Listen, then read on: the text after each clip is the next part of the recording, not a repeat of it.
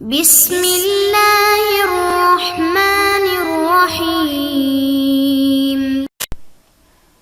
الحمد للہ وکفى والصلاة والسلام على من لا نبی بعدہ اما بعد فاعوذ باللہ من الشیطان الرجیم بسم اللہ الرحمن الرحیم قل سیروا فی الارض فانظروا کیف بدأ الخلق ثم اللہ ينشئ النشأة الآخرہ ان اللہ علی کل شیء قدیر صدق اللہ العظیم۔ معزز ناظرین، امید ہے کہ آپ تمام احباب خیر و عافیت سے ہوں گے۔ ناظرین، آج جغرافیہ کا سبق نمبر 3 ہے، اور آج ہم جغرافیہ کی تدریس کا مقصد اور غفلت کے کچھ اسباب کے اوپر روشنی ڈالتے ہیں۔ ناظرین، جغرافیہ کی سے متعلق جو گزشتہ 2 اسباق تھے، ان میں ہم نے جغرافیہ کی تعریف پڑھی اور جغرافیہ کی اہمیت اور اس کے کچھ فوائد کے اوپر بات کی تھی، اور یہ چند اسباق کے اندر ہم سب سے پہلے یہ اپنا ایک نظریہ اور یہ اپنے ذہن کے اندر اس فن کی ایک اہمیت بٹھائیں گے، تب جا کر ہم آگے اس فن کو اچھی طریقے سے اور شوق اور لگن کے ساتھ پڑھنے کے قابل ہوں گے۔ اس لیے ہم سب سے پہلے کوشش کرتے ہیں کہ چند اسباق کے اندر ہم اس جغرافیہ کی اصل حقیقت اور اس فن کی اصل اہمیت جو ہے وہ آپ کے سامنے رکھیں۔ تو آئیے ہم سب سے پہلے جغرافیہ کی تدریس کا مختصراً کچھ اس کے مقاصد ذکر کر دیتے ہیں۔ ناظرین، جہاں پر بھی آپ جائیں گے یا کہیں پہ بھی آپ سرچ کریں گے تو جغرافیہ جو پڑھایا جاتا ہے، پڑھایا جاتا ہے، اس پہ جو محنت کی جاتی ہے، خاص طور پہ دوسری کنٹریز کے اندر جو محنت اس پہ کی جاتی ہے، تو اس میں جغرافیہ پڑھانے کا جو طریقہ ہے وہ بالکل ڈفرینٹ سا ہے، اور یعنی ہمارے طریقے سے کچھ تھوڑا سا مختلف ہے۔ یعنی بعض جگہوں پہ جو جغرافیہ کی تدریس اور ٹیچنگ کروائی جاتی ہے وہ اس کے صرف سیاسی پہلوؤں کو اور اس کے یعنی اس دنیا کے اوپر موجود ممالک کی تقسیم اور اس کے اوپر بس ہونے والے جو تقسیم ہے، اور اس تقسیم کی صورت میں آگے جو ممالک وجود میں آئے، صرف اسی پر ہی بات کی جاتی ہے، اور باقی تاریخ کو نہیں چھیڑا جاتا، یا قدرتی جغرافیہ کو نہیں چھیڑا جاتا، یا قرآنی جغرافیہ کو نہیں اس پہ بحث کی جاتی۔ تو اس لیے اس میں پھر بہت زیادہ سقم رہ جاتا ہے۔ مدارس کے اندر یا ابھی جو ہمارا یہ سبق لیکچرز کی مدد میں آپ کے سامنے آئے گا، تو اس میں ہم کوشش کریں گے کہ جغرافیہ کے تمام پہلوؤں کے اوپر روشنی ڈالیں، اور اس میں ہم جو ہے خاص طور پر بحیثیت یعنی ایک مسلمان ہماری ایک تاریخ جو ہے وہ اس تاریخ کے اوپر پردہ نہ پڑ جائے کہیں، ہم اس تاریخ سے پردہ اٹھائیں اور ہم دیکھیں کہ مسلمانوں کا عروج کا جو زمانہ تھا وہ کیا تھا، اور اس وقت جو ہے وہ اصل حقائق کیا تھے، اور اس وقت مسلمانوں کے عروج کے زمانے میں کن کن مقامات کے اوپر مسلمانوں کی حکومت تھی۔ تو اس چیز کو بھی ہم مد نظر رکھیں، ساتھ ساتھ ہم قدرتی جغرافیہ کو بھی دیکھیں، سیاسی جغرافیہ کو بھی دیکھیں، لیکن اس کے ساتھ ہم اس چیز سے بھی روشناس ہوں۔ تو یہ فرق ہو جائے گا ہماری جو یہ لیکچرز ہیں اس کا، اور دوسری جو عام تدریس ہے اور عام جغرافیہ کی جو آپ کو ٹیچنگ ملے گی اس میں۔ اور دوسرا یہ کہ احساس کمتری کا جو ہم شکار ہیں، اس کی بھی بنیادی وجہ یہی ہے کہ ہم جغرافیہ کے اصل مقصد کو، اور جغرافیہ سے ہم بالکل ناواقف ہیں، اور اس کے مقصد کو ابھی تک ہم نے صحیح طور پر پہچانا نہیں ہے۔ کیونکہ جغرافیہ جو پڑھایا جا رہا ہے آج کل کی دنیا میں، تو اس میں ایک مسلمان جو ہے وہ تو کم تر اپنے آپ کو محسوس کر رہا ہے، مغلوب محسوس کر رہا ہے۔ اس کے سامنے جو نقشہ پیش کیا جا رہا ہے دنیا کا، تاریخ کا، سیاست کا، تو وہ یہ سمجھتا ہے کہ بس ہم تو ازل سے ہی، ہم تو شروع سے ہی بس احساس کمتری کا ہی شکار رہے ہیں، ہم تو شروع سے ہی مغلوب رہے ہیں، غلبہ کسی اور کا ہوتا تھا۔ تو یہ مسلمان کے ذہن میں ڈالا جا رہا ہے، یا ایک عام آدمی کے ذہن میں ڈالا جا رہا ہے۔ ہم جب اس کو پڑھیں گے انشاءاللہ تو آپ اس سے خود ہی آخر میں جا کر محسوس کریں گے کہ نہیں، جغرافیہ پڑھنے کا ایک بنیادی مقصد یہ بھی ہے کہ اس میں انسان کا ایک نظریہ اور اس کے ذہن کے اندر ایک جذبہ اور یہ چیزیں ساری پیدا ہوتی ہیں، اور اس کو اپنی تاریخ سے واقفیت کے بعد یہ اندازہ ہوتا ہے کہ مسلمانوں کا عروج کا زمانہ کیسا تھا، اور مسلمان کہاں کہاں ان کی فتوحات تھیں، اور اصل جو حقیقت ہے وہ کیا تھی۔ چلیں مسلمان غالب رہے یا کوئی اور غالب رہا اس دنیا پر، لیکن یہ کہ جو اصل حقیقت ہے اس کے اوپر پردہ تو نہ ڈالا جائے، اس کو تو واضح کیا جائے۔ تو اس جغرافیہ کی ان لیکچرز کی مدد میں ہم کوشش کریں گے کہ آپ اصل حقائق سے خوب واقفیت حاصل کر لیں۔ تو یہ جغرافیہ کی تدریس کا ایک بنیادی مقصد یہ بھی ہے۔ ناظرین، جغرافیہ سے غفلت کیوں ہم برتتے ہیں؟ تو اس کی بھی بنیادی وجہ یہی ہے کہ ہمارے ذہنوں میں جو بات ڈالی جاتی ہے وہ یہی ہے کہ ہم کسی کام کے نہیں ہیں۔ ہمارا جو سیاسی جغرافیہ ہے، ہمارا جو تاریخی جغرافیہ ہے، اس کا کوئی دنیا میں، تاریخ میں یا دنیا کے نقشے پر اس کا کوئی تعلق ہی نہیں ہے، اور ہم ہمیشہ ہی ہٹ درم اور کم تر اور اسی طریقے سے دھوکے باز ہم رہے ہیں۔ تو یہ ہمارے ذہن بن رہے ہیں اور یا بنائے جا رہے ہیں غیر شعوری طور پر۔ یا دیکھیں، اگر جزیرۃ العرب ایک زمانے میں اور خلافت عثمانیہ جب ایک زمانے میں ایک ہی پورے جزیرۃ العرب پر تھی، تو اب جزیرۃ العرب کے اندر 12 ممالک کیسے بن گئے، یا یہ کہ خلافت عثمانیہ کے سقوط کے بعد 12 ممالک اس میں کیسے وجود میں آئے، اور چھوٹے چھوٹے ممالک جن کا مطلب بحرین کو اگر آپ لے لیں تو اس کا کل رقبہ جو ہے وہ 694 مربع کلومیٹر ہے، اور 2007 کی اگر مردم شماری کو دیکھا جائے تو صرف 7.5 لاکھ ان کی آبادی ہے۔ اب اتنی چھوٹی چھوٹی جگہیں، اتنے چھوٹے چھوٹے ممالک کہ دنیا کے نقشے کے اوپر صرف ایک ڈاٹ لگا کر اس کا پتہ چلتا ہے کہ بھئی یہ ایک دنیا کے نقشے پر یہ ایک ملک ہے۔ تو یہ ساری چیزیں ایک نوجوان کے ذہن میں کیوں آئیں؟ اگر وہ اس کے ذہن میں آئیں گی تو یہ پھر سوچنے پر مجبور ہو جائے گا کہ بھئی یہ ایسا کیوں ہوا، یہ ہمیں کس چیز نے مجبور کیا کہ جزیرۃ العرب میں 12 ممالک وجود میں آ گئے، یا یہ خلافت عثمانیہ کا سقوط ہو کر یہ تمام چھوٹی چھوٹی ریاستوں پر چھوٹے چھوٹے ممالک میں تقسیم ہو گئی، تو یہ کیوں ہوا؟ تو جب آج کے نوجوان اس کو پڑھے گا تو اس کے ذہن بنے گا، اس کا نظریہ بنے گا، اور وہ اپنی وہ کھوئی ہوئی جو طاقت ہے اور وہ کھوئی ہوئی جو سوچ ہے اس کو لے کر آئے گا، اور وہ پھر اس کو آگے پروموٹ کرے گا۔ تو اس یعنی غیر شعوری طور پر میں یہ کہوں گا کہ یہاں پر ہمیں یعنی اس سے غافل رکھا جا رہا ہے کہ بھئی ہم اس طرف جائیں نہیں، اور اصل جو حقائق ہیں اس سے بالکل ہم واقف ہی نہ ہوں، تاکہ ہمارا یہ نظریہ ہی نہ بنے کہ ہم ماضی میں کیا تھے اور اب کیا ہیں، اور آگے مستقبل ہمارا کیا بننے جا رہا ہے۔ تو اس لیے اس سے ہمیں غافل خود بخود یعنی رکھا جا رہا ہے۔ یہاں پر ہم جغرافیہ کی اہمیت پر کچھ واقعات اور کچھ تاثرات اور اس پہ کیے ہوئے کچھ کاموں سے متعلق اگر ہم بات کر لیں تو اس سے بھی ہماری غفلت کافی حد تک دور ہو سکتی ہے، اور اس فن کو سیکھنے کی طرف ہم راغب ہو سکتے ہیں۔ یقیناً واقعات جو ہیں یہ قرآن کی ایک عادت ہے اور قرآن کا طریقہ ہے سمجھانے کا کہ وہ واقعات بیان کر کے عبرت حاصل کرنے کا موقع دیتا ہے۔ تو ہم یہاں پہ کچھ واقعات بھی ذکر کریں گے، اور اس پہ جغرافیہ پہ کیے ہوئے کچھ کاموں سے متعلق بھی ہم اس پہ روشنی ڈالیں گے۔ تو اس سے متعلق اگر دیکھیں تو ہمارے سامنے ایک یہ بھی مثال ہے، اور یہ ایک واقعہ ہے کہ حضرت مولانا حسین احمد مدنی رحمہ اللہ جو دیوبند کے تھے، تو وہ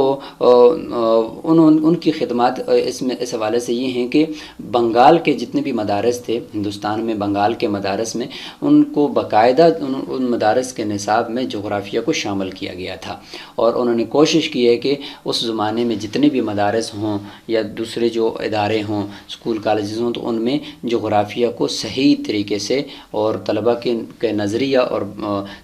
مثبت سوچ بنانے کے یعنی اس پورے ویژن کو لے کر یہ جغرافیہ پڑھایا جائے۔ تو یہ ان کی ایک خدمات ہیں۔ اسی طریقے سے حضرت اورنگزیب عالمگیر جو گزرے ہیں، تو ان کی اپنے استاد سے ایک مرتبہ یہ مکالمہ ہوا۔ اس مکالمے سے آپ اندازہ لگا سکتے ہیں کہ انہوں نے اپنے استاد کو یہ کہا کہ ابھی تک آپ نے ہمیں یہ نہیں بتایا کہ یعنی انہوں نے شکوہ کیا ایک طرح کا کہ آپ نے یہ نہیں بتایا کہ ترکی کس طرف ہے؟ آپ ہمیں اگر یہ بتا دیتے کہ بھئی ترکی جغرافیہ کی روح سے اور اس کی سمت یہ ہے اور اس طرف ہے، تو ہم اس سے کچھ برادرانہ تعلقات رکھتے، ہم اس میں آپس میں باہمی تعلقات رکھتے۔ مغلیہ سلطنت اور عثمانیہ جو سلطنت تھی اس کی خلافت، جو دنیا کی جو دو بڑی سب سے بڑی خلافتیں اور سب سے بڑی جو ہے وہ سلطنتیں رہی ہیں،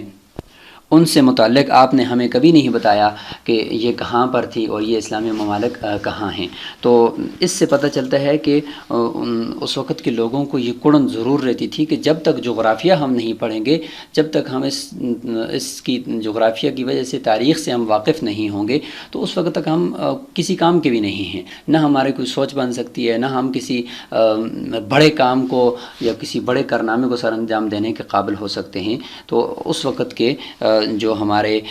بڑے گزرے ہیں تو ان کے ذہنوں میں بھی جغرافیہ کی اہمیت روز روشن کی طرح واضح رہی۔ سلطان محمد فاتح کا نام تو آپ سب نے سنا ہوگا، آگے اس سے متعلق جتنی بھی ان کی فتوحات تھیں انشاءاللہ ہم اس پہ بھی بات کریں کہ قسطنطنیہ کی اور اسی طریقے سے بڑی بڑی جو فتوحات ہیں تو ہم ان سے متعلق بات کریں گے۔ یہاں پہ ہم ان کا ایک جملہ آپ کے سامنے شیئر کرنا چاہتے ہیں، جیسے آپ اندازہ لگائیں کہ وہ کس طریقے سے جغرافیہ کے فن کو سے ان کی دلچسپی تھی اور ان کو اس کے ساتھ لگن تھی۔ ایک نقشہ تھا جو خصوصی ان کی جو نشستگاہ تھی اس کی بالکل ایسی جگہ پہ لگایا ہوا تھا کہ جہاں سے بھی وہ داخل ہوں یا خارج ہوں یا جہاں پہ بھی بیٹھے ہوں تو وہ نقشہ ان کے ہمیشہ سامنے رہے۔ کسی نے پوچھا کہ یہ نقشہ آپ نے سامنے کیوں لگایا ہوا ہے؟ ہر وقت آپ اس کو دیکھتے رہتے ہیں، گھنٹوں گھنٹوں آپ اس پہ غور و فکر کرتے ہیں دنیا کے نقشے کے اوپر۔ تو انہوں نے جواب دیا، اور وہ جواب جو ہے بہت ہی پیارا ہے کہ میں دل کا راز زبان پر نہیں لاتا، میرے دل میں جتنی آگ لگی ہوئی ہے وہ میں جانتا ہوں، اس نقشے کو دیکھ دیکھ کر وہ بھڑکتی رہتی ہے اور میں اسے بھڑکتی چاہتا ہوں۔ اور وہ کسی کو راز یہ نہیں بتاتے تھے کہ اگلے سال میں نے یورپ کی کس ریاست پر حملہ کرنا ہے۔ اس نقشے میں وہ دیکھتا رہتا تھا کہ میرا اگلا ہدف، اگلا ویژن، اگلا مقصد میرا کیا ہے، اگلا گول میرا کیا ہے، اگلی منزل میری کہاں ہے۔ تو وہ ہر وقت سوچتے رہتے تھے اس بارے میں۔ تو دیکھیں جغرافیہ اس کی مدد سے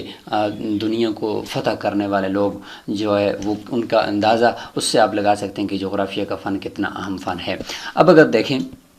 ہم جو حالات حاضرہ سے اکثر ناواقف رہتے ہیں اور تاریخ سابقہ سے ہم لا علم رہتے ہیں، اس کی سب سے بنیادی وجہ یہ ہے کہ ہم جغرافیہ کے علم سے نابلد ہیں، ہمیں بالکل اس کا علم نہیں ہے۔ جب تک ہم جغرافیہ کے علم کو صحیح طریقے سے پڑھنے کے قابل نہیں ہوں گے اس وقت تک ہم تاریخ سے واقف نہیں ہو سکتے، حالات حاضرہ سے بالکل واقف نہیں ہو سکتے۔ اب دیکھیں مثال کے طور پر روئے زمین پر کسی زمانے میں مثلا کسی مقام پر کوئی واقعہ ہوا، اس کا علم تاریخ کہلاتا ہے۔ اب تاریخ کی کوئی کتاب آپ کھولیں گے تو اس کے اندر آپ کو ایک تو زمانہ لکھا ہوگا کہ بھئی یہ فلاں سن تھی، اور دوسری چیز جو ہے وہاں پہ مقام لکھا ہوگا کہ یہ فلاں مقام پر یہ واقعہ پیش آیا۔ تو اب یہ زمانہ اور یہ مقام، چلو زمانہ تو آپ سمجھ جائیں گے، لیکن اس مقام کو جب تک آپ جغرافیہ کی مدد سے سمجھیں گے نہیں کہ یہ کس بر اعظم میں ہے، کیونکہ دنیا میں 7 ہی بر اعظم تھے، اس پہ ہی کچھ واقعات، یہ پوری تاریخ اسی پہ ہی ہوئی ہے۔ تو اب یہ ہم جب تک اس کو سمجھیں گے نہیں اور اس کے محل وقوع کو نہیں دیکھیں گے تو ہم تقریباً آپ سمجھ لیں کہ آدھی سے زیادہ جو تاریخ ہے ہم اس سے ناواقف ہیں۔ تو اس لیے اب جغرافیہ کو ساتھ لے کر چلیں گے تو تب جا کر ہم اب دیکھیں حضور صلی اللہ علیہ وسلم نے جو بشارت دی تھی کہ قسطنطنیہ کی فتح سے متعلق جس نے حضور صلی اللہ علیہ وسلم نے اس کی بشارت دی تھی، آخر اس کی کیا وجہ تھی کہ اتنی یعنی جنت کی بشارت آ رہی ہے ایک مقام کے فتح کرنے پر؟ اب اس کے محل وقوع کو دیکھنا پڑے گا، اب اس کی ساری چیزوں کو دیکھ کر ہمیں اس کا اندازہ ہوگا، اس کے بغیر ہمیں اس کا اندازہ نہیں ہو سکتا۔ تو بات کہیں لمبی نہ ہو جائے تو آخر میں ہم مامون الرشید ایک خلیفہ ہیں تو ان کا ذکر کرتے چلیں کہ وہ بڑے علم دوست خلیفہ تھے۔ انہوں نے اپنے یعنی خلافت کے زمانے میں ایک عظیم ادارہ قائم کیا تھا جس کا نام تھا دار الحکمت۔ اس کے اندر بڑے بڑے علماء تھے، خاص طور پر عبداللہ بن محمد بن موسیٰ خوارزمی رحمہ اللہ تھے، اور یہ ان کا کام یہ تھا کہ یہ بڑی بڑی جو دنیا بھر کی علمی کتب تھی، یونان کا جو فلسفہ تھا اور ان کی جو جغرافیہ تھی، ان کی جو منطق تھی اور ان کے جو کتابیں تھیں، ان کا ترجمہ کرتے تھے اس ادارے کے اندر. تو ان کا ترجمہ کرنے کے بعد اس کو اپنے یعنی چونکہ یہ مسلمان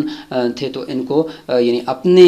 زبان کے اندر، عربی زبان کے اندر اور دوسری زبانوں کے اندر اس کو ترجمہ کر کے ان فن کو ایسے آگے پھیلایا جائے اور ان کی ایسی خدمت کی جائے تاکہ رہتی دنیا کے جو مسلمان ہیں وہ خاص طور پہ اس سے فائدہ حاصل کریں. تو یہ کام مامون الرشید کے ادارہ دارالحکمت میں ہوتا تھا. اور اسی طریقے سے خوارزمی رحمہ اللہ نے المختصر فی حساب الجبر بھی لکھی کہ جس میں ریاضی کے اصولوں کو اور نئی طریقے سے گویا کہ ایک اختراع اور ایک جدید انداز میں انہوں نے اس کو ذکر کیا اور ایک اس میں جدت آئی. تو یہ کتاب انہوں نے لکھی، اس میں جمع، کسور اور مکمل عدد اور کسر والا عدد، اس کے مکمل اصول انہوں نے ذکر کیے. یہاں پر اگر میں یہ بات بھی کروں آپ کے سامنے کہ کچھ علوم ایسے ہیں کہ وہ ایک ساتھ چلتے ہیں، یعنی ایک دوسرے کی لیے وہ ایک اس طریقے سے ان کا چولی دامن کا ساتھ ہے، جس میں سے ایک جو ہے وہ جغرافیہ اور تاریخ ہے. مطلب یہ کہ جغرافیہ جو ہے اگر آپ پڑھیں گے تو آپ تاریخ سے بھی واقف ہوں گے، تاریخ کو لے کر چلیں گے. اگر تاریخ کے بغیر جغرافیہ پڑھیں گے تو وہی بات جو میں نے پہلے کچھ دیر پہلے کہی کہ پھر اس کے بغیر آپ کا نظریہ نہیں بنے گا، آپ مغلوب ہوتے جائیں گے، آپ کے اوپر دنیا کی طاقت سوار ہوتی جائے گی، آپ کا نظریہ نہیں بنے گا جب تک آپ تاریخ سے، مسلمانوں کی تاریخ سے واقف نہیں ہوں گے. اور دوسری چیز ریاضی اور فلکیات، ریاضی اور فلکیات یہ بھی آپس میں ایک ساتھ چلتے ہیں. جب تک آپ کو ریاضی نہیں آئے گی، آپ کو میراث نہیں آئے گی، آپ کو فن فلکیات نہیں آئے گا. تو ادھر سے جغرافیہ جو ہے یہ فلکیات کے لیے، اور ادھر سے یہ ریاضی جو ہے یہ فلکیات کے لیے ایک بنیاد کی حیثیت رکھتے ہیں. تو اس لیے ہمیں جغرافیہ جو ہے یہ پڑھنا ہوگا، ریاضی پڑھنی ہوگی، تب جا کر ہم آگے فلکیات کے فن کو بھی سمجھنے کے قابل ہو جائیں گے. تو ناظرین، آج کے سبق میں ہم نے جغرافیہ کی تدریس کے کچھ مقاصد ذکر کیے اور اس سے جو ہم غفلت برتتے ہیں تو اس غفلت کے کچھ اسباب ذکر کیے کہ اس کی اصل وجہ کیا ہے اور اس غفلت سے نکلنے کے لیے ہمیں کیا کیا کرنا چاہیے اور کس طریقے سے ہمیں محنت کرنی چاہیے. اس سے متعلق ہم نے کچھ بات کی ہے. تو امید ہے کہ آپ اس کو اچھی طریقے سے سمجھے ہوں گے. تو اب اہمیت کا اندازہ تو آپ کو ہوا ہوگا کہ یہ فن کتنا اہم ہے. انشاءاللہ چند آگے اس کی جب اقسام ہم ذکر کریں گے اور ساتھ ساتھ جب ہم اس کی غرض و غایت ذکر کریں گے تو ان اسباق کے اندر انشاءاللہ مزید یہ فن جو ہے وہ ہمارے سامنے اظہر من الشمس ہو کر بالکل واضح ہو جائے گا. السلام علیکم ورحمۃ اللہ وبرکاتہ.